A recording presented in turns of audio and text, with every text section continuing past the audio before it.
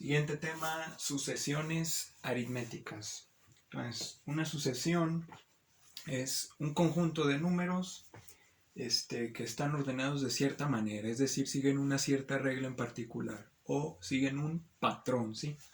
Entonces, nosotros tenemos números ordenados de tal manera que siguen un patrón y conociendo dicho patrón que siguen los números podemos seguir encontrando cuál sería el siguiente número en dicha sucesión, ¿no? Entonces, primero vamos a ver, bueno, en general vamos a ver dos tipos de sucesiones. Primero vamos a ver las aritméticas, después vamos a ver las geométricas. Vamos empezando con las aritméticas. Nos dicen que una sucesión aritmética es una sucesión cuyos términos después del primero se forman sumando un número fijo al precedente. Es decir, cuando nosotros tenemos entre dos números una cierta diferencia y esa diferencia es fija para cualquier par de números que yo agarre. Vamos viendo, o para entenderlo, vamos viendo los ejemplos, ¿no? Por ejemplo, nosotros tenemos este conjunto de números, es una sucesión. ¿Por qué? Porque están ordenados de cierta manera. ¿Cómo sabemos que están ordenados de cierta manera? Pues ahí está la clave, ¿no? Entonces tenemos que buscar, por así decirlo, el patrón que siguen esos números o el orden que siguen esos números para poder determinar, por ejemplo, si es una sucesión aritmética. Entonces, por ejemplo, esta está sencillita, ¿no? Tenemos 2, 5, 8, 11. Tenemos los primeros cuatro términos de esta sucesión. Nosotros podemos observar que para pasar del primer término al segundo término, hay una diferencia entre ambos números y esa diferencia es de 3 unidades. Si a 2 le sumo 3 unidades, obtengo el segundo término, es decir, el 5.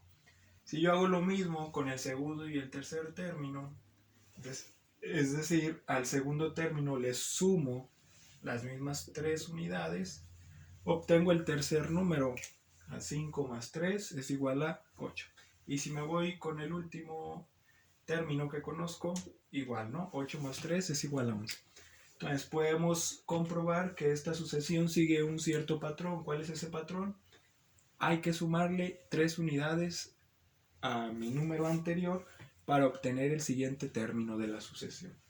Por ejemplo, encontrando el patrón, pues nosotros podemos confirmar que si a 11 le sumo más 3 unidades, que es el patrón que está siguiendo toda esta sucesión, el siguiente término de la sucesión sería el 14 y así sucesivamente, ¿no?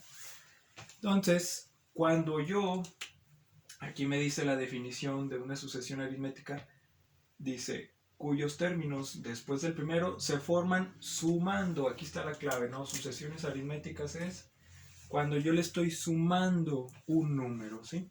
Entonces, cuando yo veo que el patrón que siguen es la suma de un número y esa suma siempre es un número fijo, es decir, siempre es el mismo número, yo puedo afirmar que esta es una sucesión aritmética, ¿sí?